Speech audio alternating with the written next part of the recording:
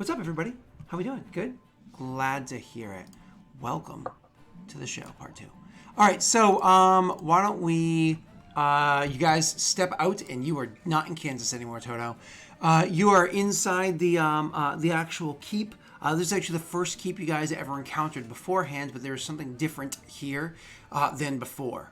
Immediately when you walk out, one, it's a lot colder in this castle than it was in the castle you just stepped out of. So you open the door and woof, oh, the heat of this room is just immediately stolen away, which is kind of unfortunate. Yeah, you immediately step out to the cold keep. Almost immediately afterwards, too. I mean, it's off in the distance, so only probably one or the keenest amongst you can hear it, but you hear a bit of a... from outside the keep. But then there's also a stillness. Aside from the cold, early spring air that comes whipping through it, there's a stillness inside this place.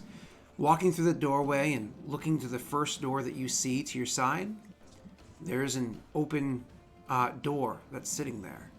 These doors weren't open beforehand, and now they are. But I believe it was this room here that I was told that he is residing in. It's the third room up. Yep. And so you guys make your way over. I had him draw me a map. Yep. Sorry, yeah. You guys make your way over to that room, and you walk into the door, and it's literally not even... You have to literally step over rotting corpses to get into the doorway itself. Like, these are old, nasty, horrible, rotting corpses. Just the number of, like, maggots that spilled out of them and whatnot everywhere just is... Oh! How did these survive? How does... You know what? There's too many questions, not enough time to contemplate it or look at the implications of what this is. And you start stepping over these corpses and making your way through the tunnels. You come across what can only be described as a family of other undead as well, and just other horrible sights that you just don't want to encounter. The entire place is just walked through cautiously, slowly, weapons drawn, probably magical light in hands to make sure that everybody can see where they're going. Eventually you come through the tunnels and it opens up into, because it goes to like a worked area that's just beat up to a not so worked area, back into a worked area where there seems to be a glowing fountain with water that is running through out of the fountain and down and into a well. You can see this water is kind of flowing. No, let me take that back. It seems to be a fountain and a well with a stream between them, yes. But the water is going backwards. Water is coming up from the well over to the fountain and flowing up and into the fountain. Well, that's weird. But nonetheless, it's there. In this room and throughout much of this keep, you can kind of feel an otherworldly presence. Some kind of power that's here that none of you are very familiar with. I mean, it just feels strange. Like there's a pressure inside the room that you can't quite put your finger on, and all of you are keen enough to pick it up. Like I said beforehand, the water inside this little stream, like I say stream, it's like a trough, right? Well and fountain has a bit of a glow to it. Do any of you investigate this water any further, or do you just move on, let's find this creature? We've been given a bit of a brief about what that fountain is. I say we investigate it properly later. Okay. Agreed. So you push on past this again, said 16 times now, fountain that is here, and which one is it? Make sure I'm looking at It is and Valron would make sure he gets this across. It is noted that we know for a fact that fountain can bring someone back to life if they die. If they died extremely closely to when we have access to it. Now that we have the connection, we need to remember that. Moving past this, and you were warned of, because I don't think they properly disabled the traps that were there, you were warned of which door to traverse and which one not to. You go through the correct one, eventually find your way through a room that has lots of sarcophagi all around it, and the sarcophagi with looks like it would have housed many dead persons. You notice that they're all empty. Every one of them have been emptied. You don't walk too far into this room other than checking to see if the person is in here. They're not. You make your way back out, and down and into a different doorway where finally you walk into a room that has two massive statues inside of it. Two just ginormous statues, probably like 11, 12 feet tall, decently wide, of mole warriors that are standing there. Age hasn't really touched the statues because this is well inside of a keep, well inside of a room, behind many doors, so on and so forth. So aging hasn't really touched them. Inside the same room that has multiple doors off of it, there is a stairwell that goes down. So you walked upstairs to come into the doorway that led to this chamber that had two more statues, and then an open, like grand staircase that goes down towards what seems to be a bit of a grand sarcophagus. It's different. It's larger, more decorative, and different color even than all the other sarcophagi. Well, those are the typical color of stone. This one is actually like a deep red color, probably the natural color of whatever stone was used to craft it. But most importantly, sitting on that sarcophagus, you see what would be described as a man. He is sitting there, looking down. As you guys walk in, you can see that their shoulders are moving in a way that would suggest rapid breath, but they're not looking towards you, not looking at you. They're just kind of like,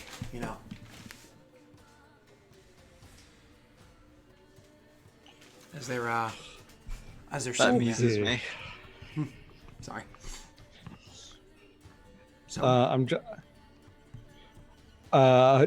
Sorry, I'm literally just double checking my notes from Xander, and I actually imagine Valorant would be double checking his notes from Xander.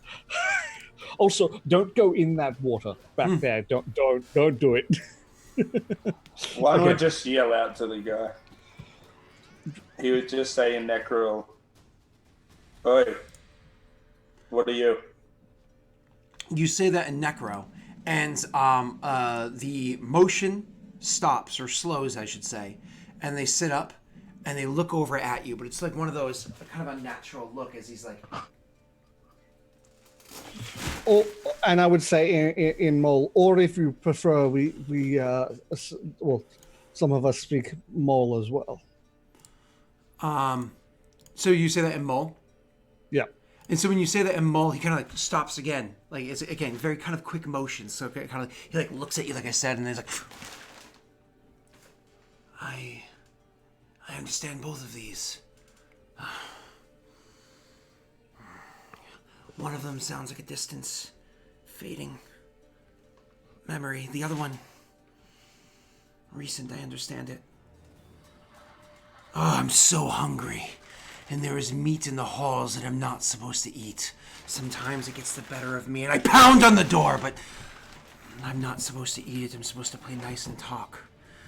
I'm waiting for someone to come and speak to me. I'm waiting for some three. There are three. There are three before me. And I would get out like rations, any ration that has meat in it, just like if you would like some food. So you take out like these rations and you throw it over to him, and it was one of those things where you expected it to be kind of tossed on the ground in front of him, sort of a thing. Not like you're throwing it to a dog. It's just Valorant's not very strong, and you have your distance. But he moves with such an incredible speed. It's like not that he couldn't get there if he tried, like a baseball player or whatever. It just he reacts later than you would have expected anybody to be able to get there in time. His explosion of speed in that short little burst allows him to catch it right before it hits the ground and this is old and rotten. This is sitting there and dry. This is not good. I cannot eat this. I need meat that is fresh. I ache. Okay, we will make note of that. We can maybe organize some fresh meat to be sent in for him. Gather yourself. What language is he talking as well? When he speaks to you, because it was triggered in Mole, he seems to be speaking in Mole. When he speaks to himself, he seems to be switching kind of not so fluidly between Mole and Necril. As So he we're doesn't getting seem to be bits and pieces. as he doesn't seem to be fully understanding that he is. You don't think he knows that he's flipping between the languages. But so kind of like you guys can roll linguistics checks. Anybody who speaks either of the languages, if you speak both, don't roll anything. You got it, bro. Everybody roll I'm not linguistics. trained in linguistics. You can still roll because it's going to be a DC 10 to get the gist. Okay. Sweet. Page. Oh, damn! You definitely got this. Yeah, hey, one, you're good on this. You've heard so much mull around you with all your friends, and you. So actually, it's going to be specifically one that gets it. One, you actually understand it well enough to pretty much understand what he's saying, based off of like what they're kind of like saying back and forth. He said, yeah, he said, and then like what you know what I mean. So he's like, hold it together. This is the meeting that you were waiting for. Do not frighten them. Do not. Composure. Thank you for coming to speak with me. Thank you for coming here to speak with me. Who are you? And why is it that you wear crowns that I do not see upon your brow? I am Valrin, or Chosen of the Hearth. I'm Chosen of the Quill, and this is the Chosen of the Blade. May we ask as to why you've asked to speak with us? This is there's places. I'm new. I didn't exist and now I do. I remember things that were once in my mind but have been forgotten and are being remembered. You send people here, people that bow to your crown, and they made me, or brought me, or I'm here. So this is a side effect of cleansing the curse. We got rid of a curse that was plaguing the lands of Adir, or would I know the name of what it used to be called? Those curses are not meant to be a plague. Those curses were meant to be a protection. Something happened. They became a plague. I smell a false god. No. She's a god. When did you come into being? I did not leave these chambers because their meat smells so delicious. I do not watch the sun rise, feel it set, and I can't see the passage of time. It has no effect on me. I don't know. Days, weeks, month, I don't know. Who is this false god? From his description, I believe he meant the martyr.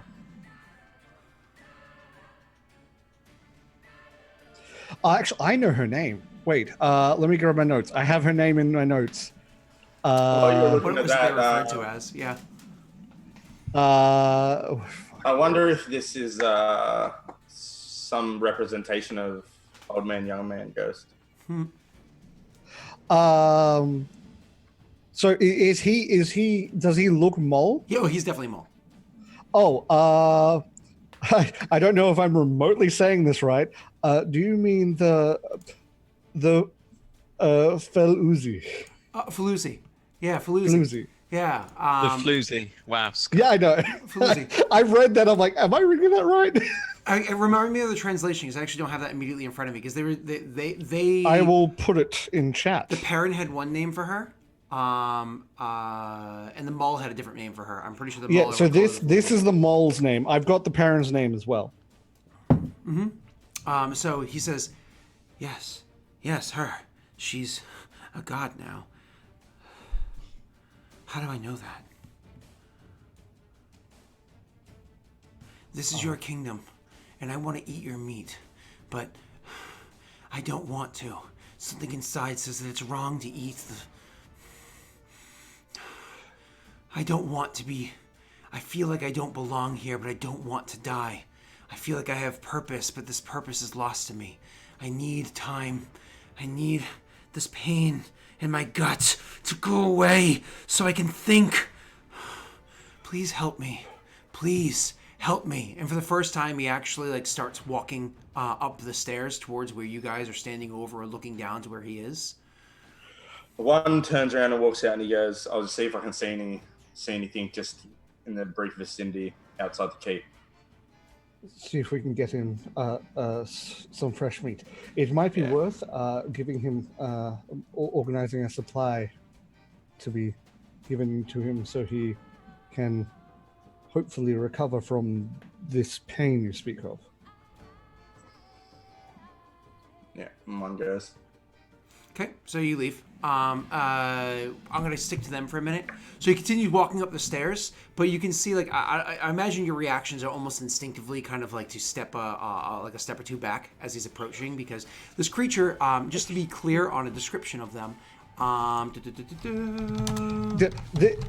I roll a will to? Because I'm deliberately going to be trying to not flinch. I don't Sure. want him to think Sure, that I'm please. scared of him. Please. And I'm gonna describe This him in a is- moment after you roll that. Okay, good. Yeah, Good. does that enough to sort of just? Yeah. And steady how about myself? you, Neil? Yeah. Before I describe him. Well, I want to know what he looks like first, because that would affect Rayrin's Sure, no, it's perfectly fine. actions. So he is clearly Mull. You can tell by his bone structure. You've seen tons of skeletons and whatnot of Mull in all your time in these keeps, as well as seeing living Mull that are around the world, old, young, so on and so forth. So you can clearly tell by the bone structure he is a Mull, or what's not nowadays called a hobgoblin. Though clearly this would have been a Mull back in the day, right?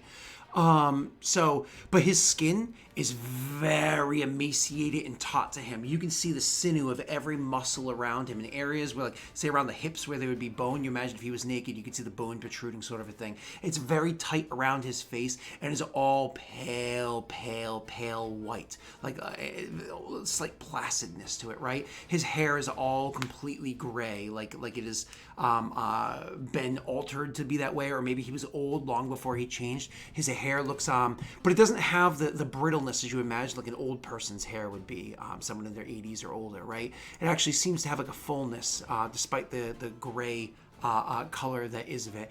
He moves, and again, he moves in these strange kind of motions where if he were to stand upright and move, walk normally, he might be a little less intimidating. But instead, he kind of has this like curled nature to him, and he moves in like 3 or 4 quick steps, and then kind of like stops and like looks, and then moves in 3 or 4 very quick steps. Again, these small explosive motions.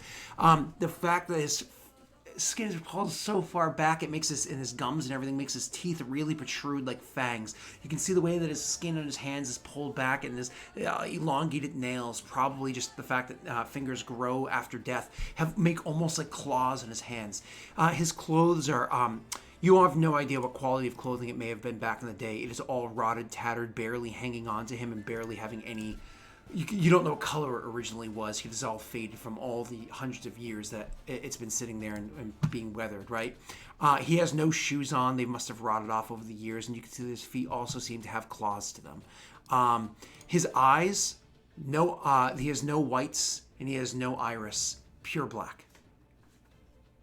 Scott, just quickly, have I encountered any undead like of this type in the Barrenlands or anything? Is there a check that I can make?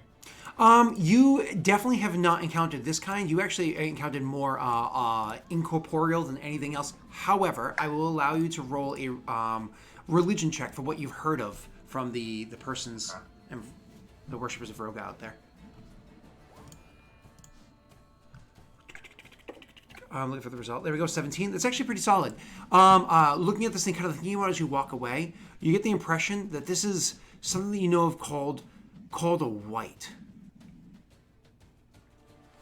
It's a creature it's a creature that survives off of consuming flesh of the living, but you believe it can sustain itself off of something that is recently killed. The good news is, as far as you understand, and you don't know much about what their abilities are, but what you do know is they have to survive off the living. But unlike certain types of undead, they don't have to survive off of people. They just have a very large appetite. So whereas if you were to slay a buck right now and drag it before the 3 of you, that would feed the 3 of you for weeks of quality meat, and you'd mix it in with vegetables and whatnot as well. He could probably consume that buck in about 2 days. A lot of meat. But it would be a fresh animal. All right, so as one's walking off, he just says over his shoulder, "He's a white," and then just keeps walking off. Interesting. Would I have any idea what that is? Probably not. No, the 2 of you have almost no understanding of undead. Yep. Also, can I roll a sense motive for how he reacted to the martyr becoming a god? Because he did have a reaction, but it's hard to judge your reaction. Yep, no, you're fine. Go ahead. Roll a sense motive. And Neil, tell me your reaction as well. Since motive tells you nothing, you honestly, he's about as perplexed as you are. How are you reacting? I think wherein will take one step down. He'll sheath the sword and keep a hand on the hill, but he'll raise forward a hand towards this person's shoulder and say, "Fight the temptation. We all face it in our lives, and some of us don't conquer it. However, it appears you have a second chance to resist the temptation. Best not to squander it now, eh?"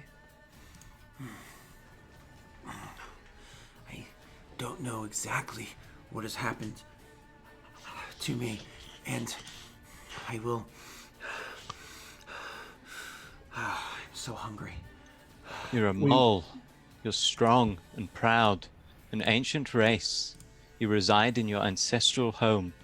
Feel the power of it flowing around you. Your people are still here because you remain here. Don't allow yourself to be swept away. I am strong. I make a request. A request before 3 crowns. 3 crowns that do not sit upon your brow. I wish to meet with you when I'm less weak, when I'm less tempted to eat the flesh off of... I wish to meet when I'm not going to embarrass myself. We will do what we can to provide you with food that you can consume that will help with that. And then hopefully we can come back. We actually have a pressing matter at hand, so we will honor your request of coming back when you are more free of your pain. I hear howls at what I think is the night. Creatures don't howl at the sun, no. I remember that. Creatures don't howl at the sun, but I hear them. Howls and what I think is the night, and I want to go and rip the flesh from their bone and consume every delicious blood-dripping morsel of it. But I dare not leave the keep, because what if I happen to cross a child and a tender?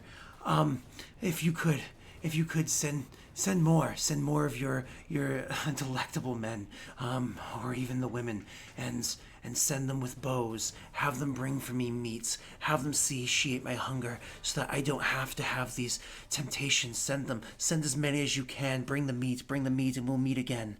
Please do this for me, please. I wish to speak to you when I'm not going to.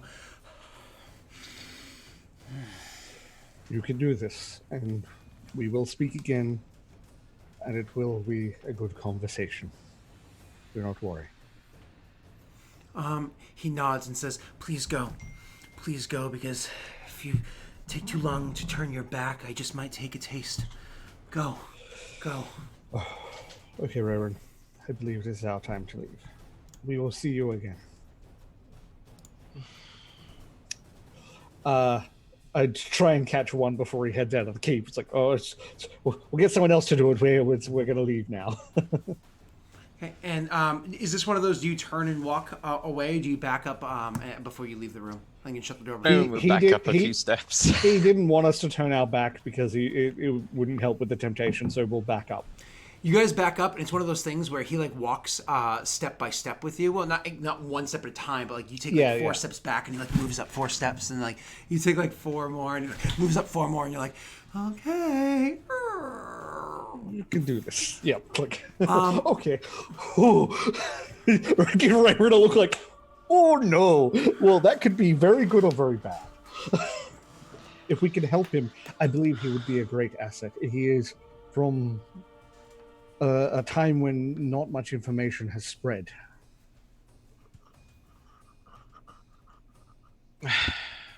Yes, maybe. And don't let your hunger for knowledge get the better of you. No, remember, he's talking about eating people, if he can. Yes. I think the side of caution is definitely the right approach. I think we instruct that the food be brought and placed inside quickly. Open door, place, close door, so that he doesn't get tempted to take the person bringing it. I agree. I agree. A few hunters would suffice, no doubt. Indeed. I think if we can help him, and it doesn't cost the lives of any of our men, and that is specific, I think he could be a great asset. But it is a matter of we must, as you say, be careful. I think we've lingered here long enough. We should get back and set off for vigil. Indeed. Run and try and find one. And One, you walked out to the balcony. Oh, God. It's been Sees so... the eagle and he's like, oh, great. no, don't you dare. It's been so long since you were on this balcony, and the same is going to be true for the two of them when they come here. God, it was almost a year ago. It's not. It's not almost a for year Raven. ago since the last time you've been here, and it's one of those things where it's beautiful. Like, again, there's a reason why you guys chose to make a kingdom here. This is just a beautiful look that you see down. I mean, you guys, you forgot, because you live every day in your beautiful forest city, that you almost like forget how gorgeous everywhere around you is. Now that you're standing here looking at this huge mountainous region currently untouched by any homes or anything like that around, it's just so beautiful. Anyways, you do of course see the eagle flying around overhead and whatnot. It does still have its nest here that you walk past. And you remember that time that you actually rode on its back and how quickly it got you from A to B. And of course, you think to yourself, many things. I wonder how that thing would serve in a battlefield. I wonder how that thing tastes. I wonder how that thing is still around. But roll me a survival check while you're looking down beneath the eagle and at the ground below. Yeah, I have a feeling I know what we're looking for, because he specifically talked about things howling. So you look down below and you see that there are, in fact, fauna that are down there. You can see that because it's springtime, the elk and whatnot are coming down from the mountains. That there are some, because remember there were wild goats that live over here now, like wild herd of goats that live over here now, because of the this used to be old goat paths many years ago. So you can actually see animals kind of grazing in the valley below. I mean, there's been a lot of rain, and while it's not raining right now, you can see that grass has been growing. Grass has definitely been growing. I imagine you're not going to waste your time going down there and hunting, because that could take hours. But you do have men that are currently in the war room at your castle at home, because you guys flopped. It's tempting, isn't it? Just to peace out, be like, fuck the war, let's just stay here, live a peaceful existence with our Start over. equal Reset hunting. button? Reset button? Yeah, right? Unrest is too high, loyalty too low. Boop. So there's nothing like within bow shot then. I mean, what kind of bow do you have? He has a composite longbow. Longbow. So, because it's such a huge drop down, your range is higher. The problem is, but you take penalties because of how far away it is. Good news is, it's not going to be scared by the twanging sound of you releasing that arrow, because you're a good distance away. I think we can... Oh, sorry, go on. You're there without us first, so it doesn't matter. I just take a shot. I'm going to ask the people, like the guards, to You don't have them Go physically get there. it. You don't have them physically here. You're going to have to leave behind a message for them, because the room swapped. Yeah, well, I will do that, but I will just, take a pot shot, more or less. Okay? I thought the rooms connected, and we had to move from one to the other. My apologies. You are so correct. It's been so long since we've done the teleportating. Yeah. Yeah, so you guys actually would have seen your guards, and they actually probably would have given you a bit of heads up of what they had seen beforehand and whatnot. I'm so sorry. That RP happened, but we don't want to waste time with it. So you can, of course, tell the guards exactly that. Go ahead with the pock shot. I'm going to grunt myself. Sure. Peace. Frogar, please +1. settle this man's hunger. Mm-hmm. Send me a text and I have to mute my phone. Nope! So all the deer go running off. Hear someone scream. You guys give orders to your men, and you tell them that a few more, because there's only 3 here.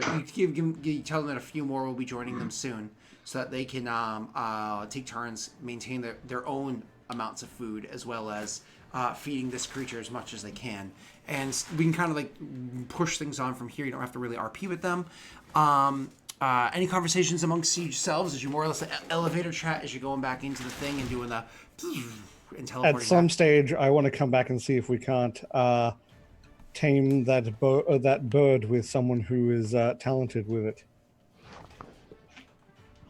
It's already Makes friendly sense. to us. It would be massive use, but that is not our priority right now. We have other things to deal with. So, go ahead. Oh, I think that's all I had to say. Cool. While we're waiting, like we lift up our peg and we're waiting for the people on the other, someone on the other side to lift up the peg. Wherein would be like, Leon wants us to pick something up from Vigil. It's a chain that allows him to give commands directly to soldiers over a great distance.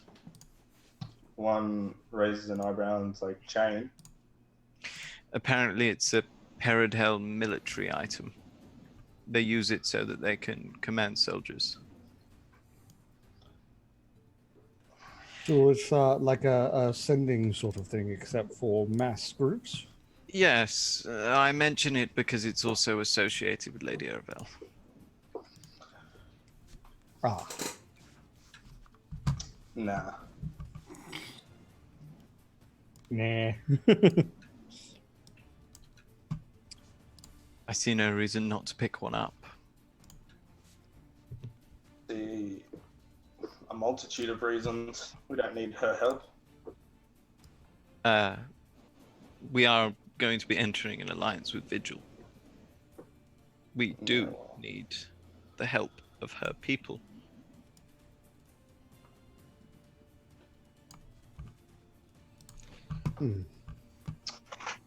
I can't say I particularly like the concept of a chain connecting our general to our troops. However, should the battles go badly, should people die because we refuse to swallow our pride on this matter,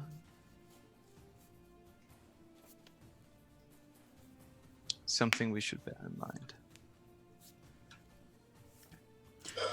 We can let you guys talk think about it further. Oh, sorry, unless Yeah. you can say more. No, I was more or less just gonna, give a hard no from my point of view. Okay. One's very pig-headed about it. He's literally just like, no.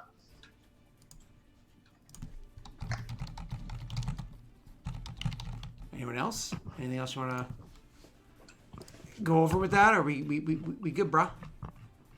Good, bruh. Okay. Good. Brav. We're good. Brav. You move 40 miles a day normally. That's no problem. The distance between you and Vigil is 4 hexes, which is 48 miles.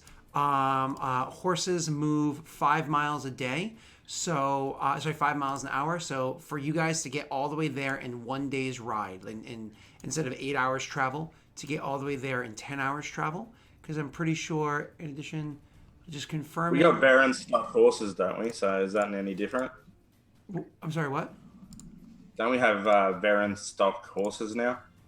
Yeah. That's the you guys have quality horses, absolutely, but you still have to make checks even for yourselves on arrival. Yeah. So because you're force marching. So yeah, I guess all of you guys have quality horses, just like Neil does. Neil's not the special one anymore. Yeah, no, I just didn't name mine for the longest time, so I do now. We will in the future. We'll actually alter the stats of your horses so they can all feel a little bit unique. But why don't you all do me a favor and roll me, because you're trying to get there. You're trying to push this as far as you can. Do you have any spells or anything like that you can use to push that last little leg of travel to get there in 10 hours time? It's kind of like midday-ish, so you'd be getting there in the middle of the night. We're talking like late middle of the night, but Vigil will accept you, of course. Do I have anything of you? A large person, if only it worked on horses. bigger legs, goes faster. No, I don't actually have anything, unless endure elements would help it. No. I do not have anything prepared. Well, actually, do I have anything in my bag that would help? I mean, I usually rangers or druids that have spells like wind at back and stuff like that give you like double movement speed, but for overland travel, if you guys don't have it, that's cool. We just got to make those checks. So first thing I need is for your horses, I need them to make their fortitude saving throws. For a forced march, it's actually not bad, and I just want to double check the stats of one's horse because it should be the same as everybody else's, right? Fortitude save is plus 6. And just so you know, the DC is 10 for the first time and 11 for the second time. I'm almost positive. Just confirming that right now. Mine's just a regular horse. I don't know if it's any different. It's 6 for the mine. variant I think he horses. meant wherein, but he's had no sleep, so No, he no, no, doesn't no, do. no. I did get sleep, and I did specifically mean 1 because I was looking at the You more generic checked my stats. horse, I think. Yeah. I was looking at more generic stats. So Oh, mine's 6 as well. So cool. So this makes sense. You know what I mean? I'm just looking at the forced march rules. I'm sorry.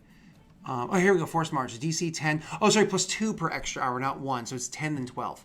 So let me look at your results. So you guys all succeeded the first hour. So you get within 5 miles or even less than that of visual. I just need one more check for your horses. This is DC 12. So again, super easy. You have to roll 6 or higher. Oh, nice grain. Next. Oh. Oh, Cardi. And finally, one's horse. Kalima. Ah, you guys can fortune favors those if you not fortune favors. You know what I'm saying? No, mean we don't luck? have many. We don't have many, I think, is the issue. We have like 3, I think. Okay. It's not the end of the world. Just they're named horses, so and I'm going to give them abilities, but they don't currently now. So it's up to you. You don't have to.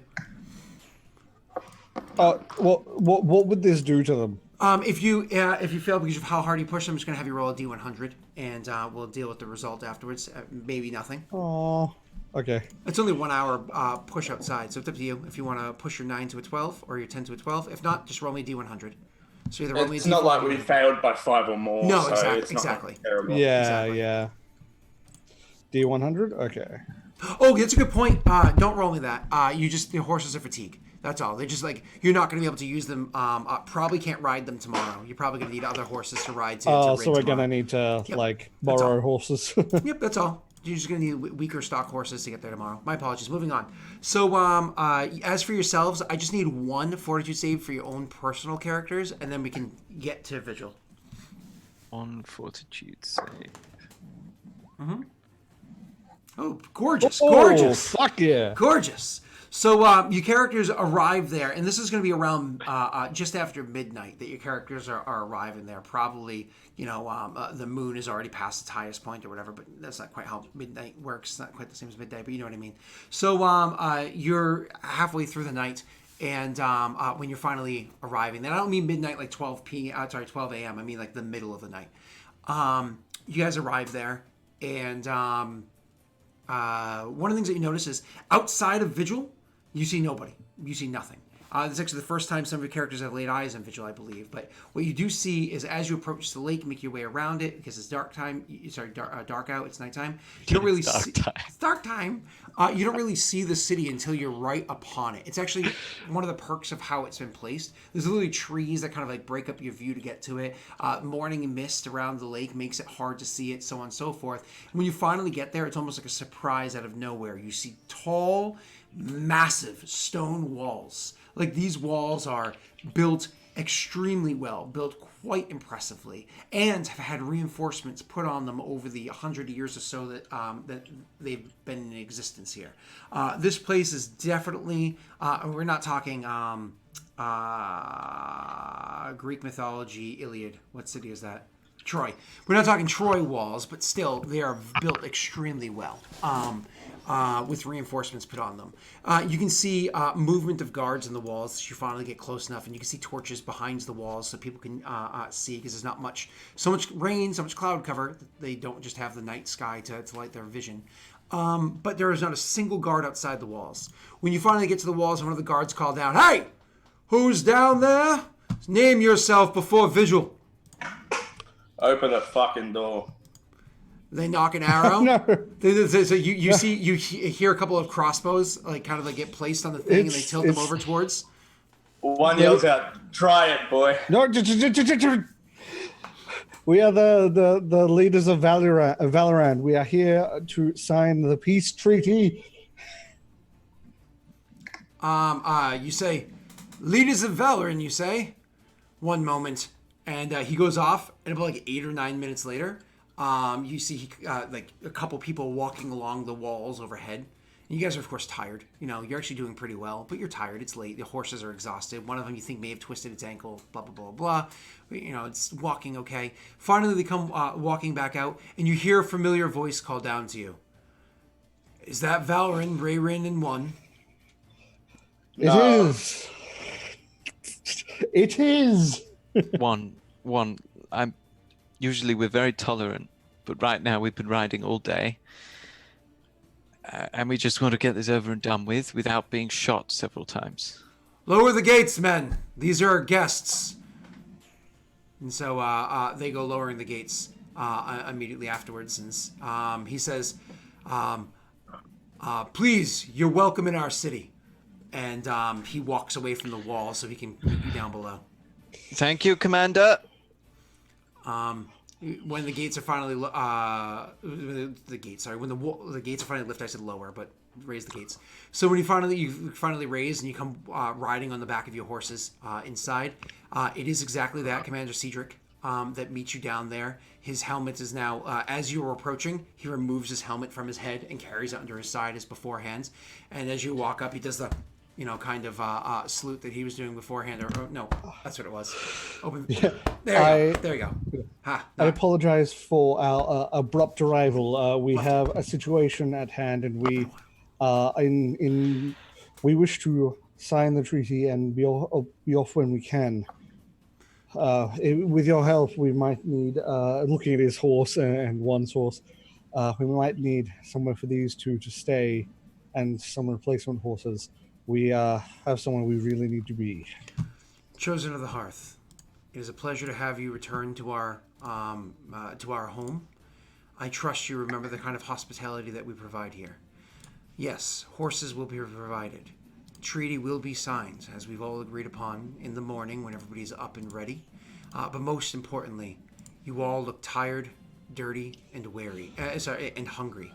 Please, warm yourselves by the fire, have some food, take a bath and rest. Everything will be handled in the morning, and it sounds like you have a pressing matter. We'll discuss such things at the council, and we'll have you out as early as possible tomorrow, if need be.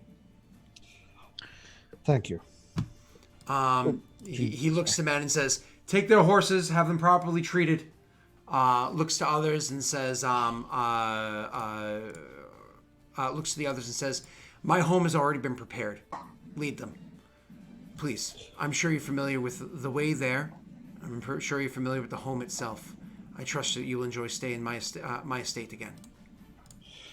I will. Thank you very much. And I would lead the other two to the area. Just very much one of those situations where it's like leading, but also making sure he has sight on one at all times.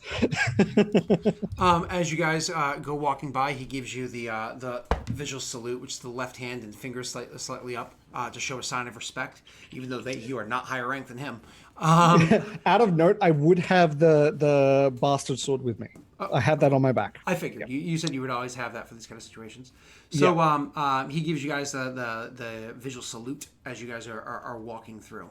One of the other things that you do notice as you're walking inside the gates, it doesn't happen immediately, but as you're walking in the gates, you hear a bong, bong, bong, as the watchtower that they have has a large, almost like church bell. that's ringing inside of it in the middle of the night. It's a little peculiar. They'd be ringing in the middle of the night, and you certainly never heard that once in the stay that you had here before Valorant. Does anybody say anything about that, or do you ignore it? Is there people around? Yeah, is there a guard? Is what I would be looking for. I want to know. I want a sense of motive on how somebody reacts to it. So you see that this is happening as you guys are, because he met you at the gate, like I said, as you guys are walking past him, and others are leading. You can see that everybody around, and there are another thing. My apologies, I forgot to mention something. As you're walking through the gates too, one of the things you see behind it is literally an army prepared. You see that literally there are 150 men that are awake and prepared should they need to respond immediately to attacks at the walls. You see that there are a lot of guards on the walls now that you're on this side of the parapets, and you can see better with the torchlight and whatnot. There are many guards that are on the walls watching beyond. There are probably at any point in time, no, this was not the case before Valorant, there are at any point in time, at this point in time, probably about 200 soldiers ready to act, just spring into action instantly. But all of those soldiers kind of like get prepared, kind of look about, like looking for commands and whatnot. And Cedric will kind of like raise an arm so they can all kind of gather, like they gather his attention to the commander for a thing. He raises his arm to get their attention and then just slowly lowers it down, open palm down, which you can see. They all kind of like settle themselves after seeing that. Like he gave them like a command to settle down. If you guys look to him, he just gives you one more time a nod. And then he turns to start walking towards that watchtower. You are being led by two guards, so... One turns in, he says, I don't want to stay in the city. I prefer to make camp outside. One, it would be a lot safer for us were we to sleep with you present as well. It is only one night, and normally I wouldn't press this, but we do not have time for this.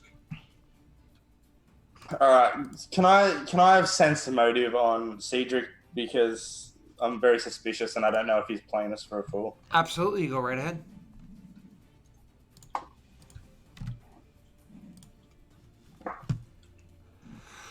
Bum bum bum. Ooh, that's a sexy, sexy roll right there, sir. Not even anywhere near your best. So you looking at this man, he seems 100% genuine. You think that if he is lying to you, if this is some sort of a trap, it is so well rehearsed, so well practiced that he is hitting every nail on the head. To anybody else, it would probably completely quell any suspicions, but one is unfortunately a man that lives in suspicion. Yep, he is very paranoid.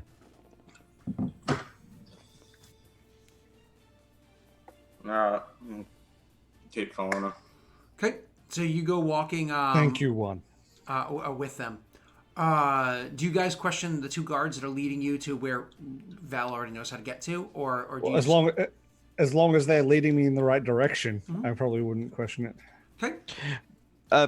Like a little while, Wherein would make pleasant conversation. He'd be like, "What did that bell mean? I should imagine your citizens aren't too pleased about hearing that in the middle of the night." Honestly, Chosen, I believe that's what we're supposed to call you. And assuming you nod.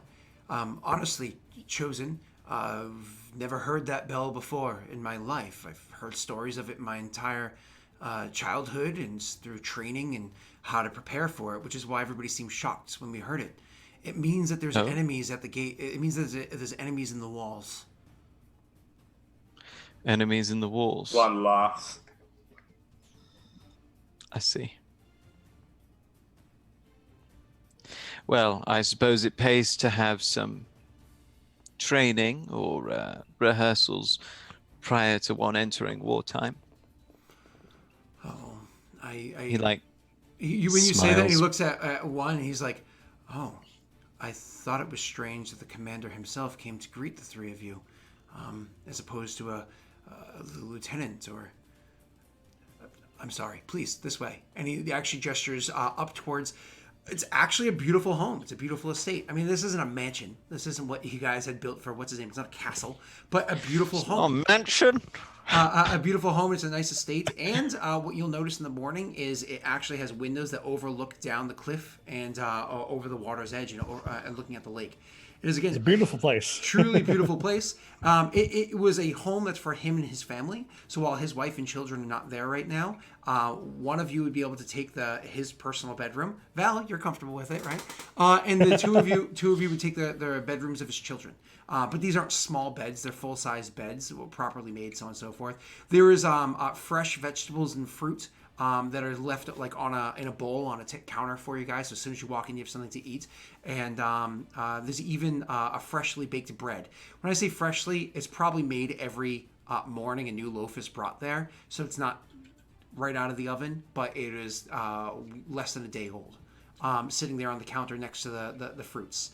Unless you guys choose to have conversation, I imagine you quickly draw yourselves baths and clean yourselves up and so on and so forth.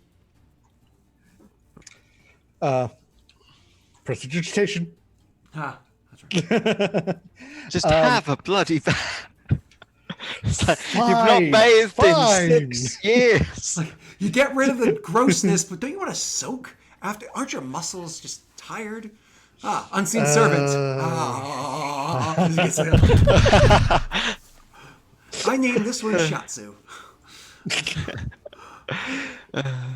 I think to ease one's worries, I would agree to doing watches if he wished to. Yeah, Raven probably. won't. Jesus Christ. No, Raven's having a good night's sleep. Yeah, I rolled a nat 20. I'm willing to do the watches. Okay. So you two can pass out, and Val will actually stay up for most of the evening. He'll get some rest. Let's be serious. But luckily he's a Perrin, and so he's inclined to be able to survive off a little bit less sleep than a typical human. You're a dwarf. Or an orc, which is like like we die young and we sleep most of it. Anyways. It's the cats. Well, I definitely do see a pussy in this group. So moving on, you guys are sleeping and getting your rest up and whatnot. Unfortunately, I'm gonna have to have you roll a fortitude saving throw, Val, because even though you're getting some sleep, you're limiting it after a hard ride. Yeah. Do I get any sort of bonus for the nat 20 yesterday? No. I'm allowing you to roll as opposed to just automatically giving you fatigue. Okay, that's fair. That's fair, honestly.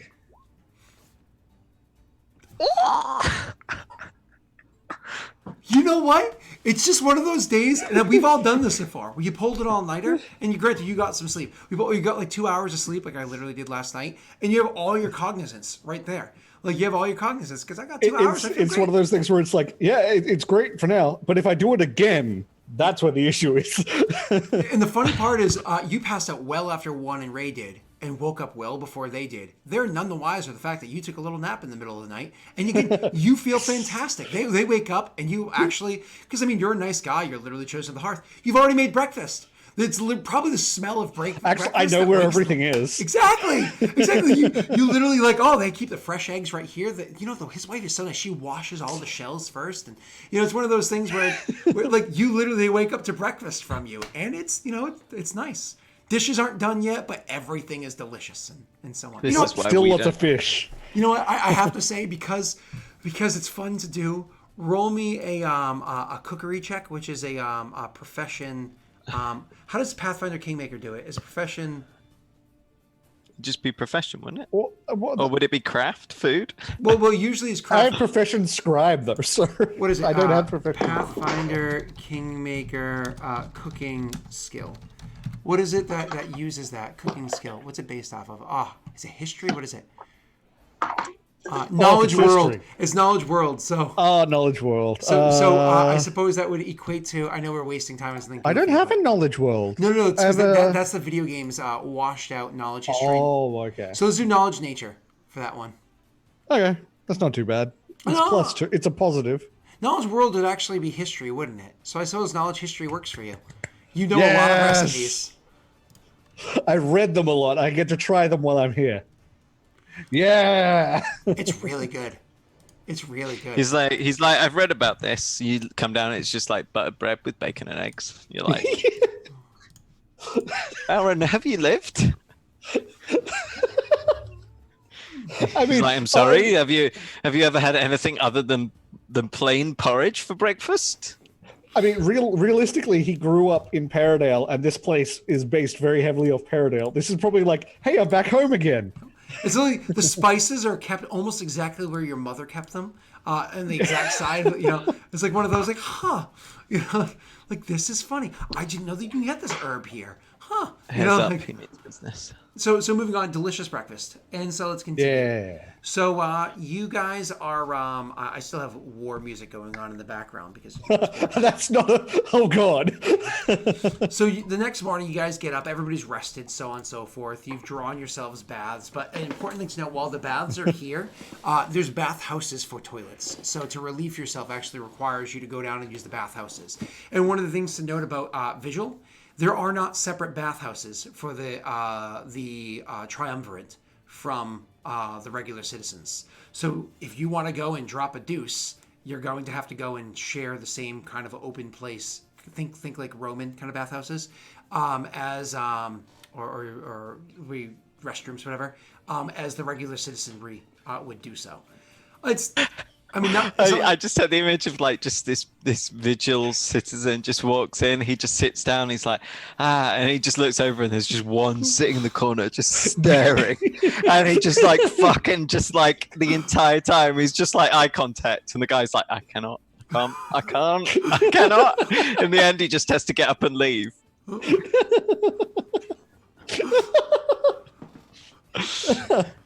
Oh God. A serious sphincter snapper, huh?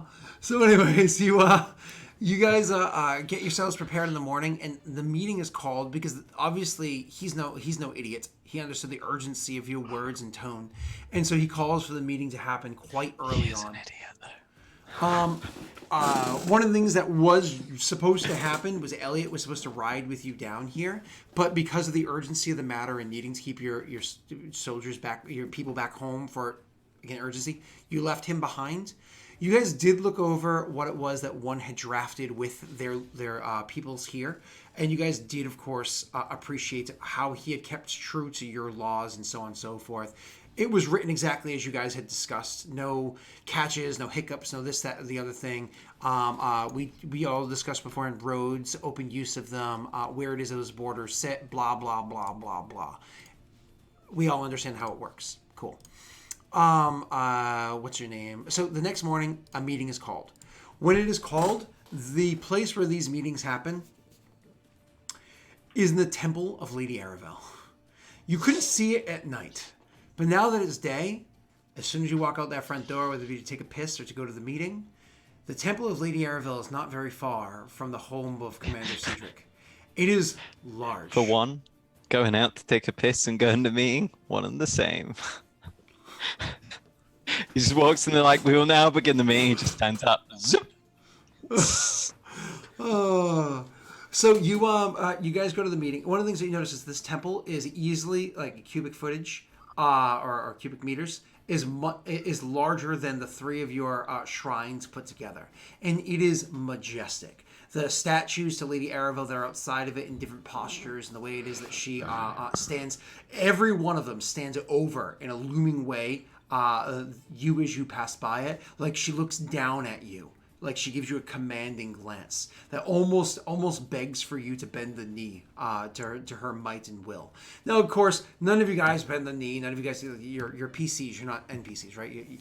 And there's no magic behind it, but you can see the craftsmanship behind these things was done with love, care, dedication, and definitely a lot of time.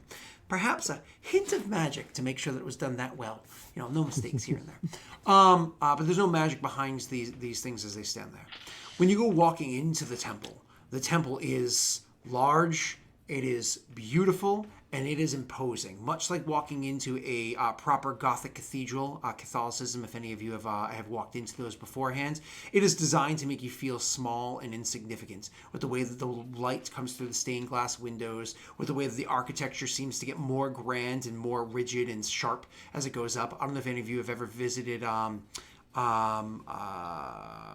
Notre Dame or anything like that, or any of those other like. I have been to cathedrals and churches. Obviously, I don't think they make you feel small or insignificant. Oh, that's cute.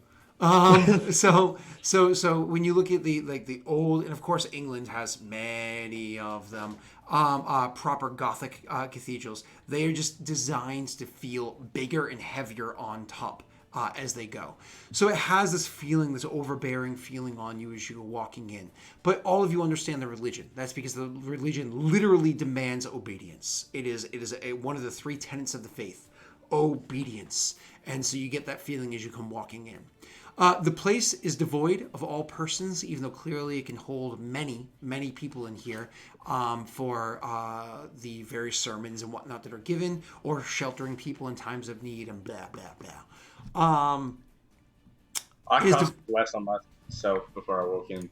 Funny enough, you cast bless on yourself as you walk in, and it fades. Oh, just before I walk in. Yep. But anyway. And it fades as you enter. This place is consecrated to Lady Aravel. Now, while you're not good versus evil kind of a thing, like desecrate versus consecrate, because your god is in direct opposition to it, it actually acts as a desecration spell against you. It's an evil god. It's a desecration. Consecration for the persons that are of the faith. Yeah. So you actually can feel your magic like fade as you go in, and you can feel almost like if your god was to be having a conversation and be like, "Hey, what's up, one? How you doing?" Almost like it's talking through a tin can or through water. Like you can feel your faith is imposed on. I can only imagine the ire that raises in one as he enters the place. Yeah, he wouldn't even be hiding it. Like Wherein and Valorant would see like just pure hatred and anger, like in the in his face. Yeah, it's very much like a whore in church. What's that old phrase? I'm hotter than a whore in church, right? And my grandma used to say it all the time. I'm hotter than a whore in church. One. Yeah, that's pretty funny. So, my mother's mother, not my dad's mother, who is the very religious one that just passed. She would never say anything like that. Moving on. So you guys go walking in, like I said, it's devoid of all persons except for the three. Now, of these three, I don't think you ever met the third one, Val. You never met their high priest, did you? Nope. They were indisposed at the time. There was a temporary person I met with. The librarian. The librarian, yep. Who, funny enough, you probably would have mentioned at some point in time in the evening that you spent inside the Cedric's home, that the librarian, Wilhelm is his name. No, sorry. Vanessa is her name. Yeah, I was going to say, hang on. That Vanessa actually would be somebody that Ray Room would like to meet, because she also happens to worship Winifred Arenda. So, moving on. So you guys go walking in, and what you see inside here is there are the three. Two of them are sitting side by side in one of the front pew of the place. And what's her name? Sorry, Commander Cedric sitting by himself in the pew at the very front, and kneeling before the altar is both Octavia and the High Priest, who you've never met beforehand. Clearly asking for their blessings with Lady Aravel, probably with the upcoming war, the meeting, the people, so on and so forth, whatever it is that they may be. As you guys come walking in, obviously the huge heavy door has a bit of a snap behind you, shut. Not too loud, but certainly echoes through this chamber, gathering their attention. As soon as that happens, the commander stands up and turns to stand in the aisle between the pews that are there, and starts making footsteps towards you. You can clearly tell by the way he places his foot down on the ground that he's trying to soften his step, but that doesn't stop the boots from echoing from the walls. He looks to not disrupt the two of them while they're praying. He walks up to you to meet you and says, "Thank you again for coming, and I hope you enjoyed your stay in my home last night. They're almost finished with their morning prayers. If you please join me in the front, we'll get our meeting started shortly. Okay.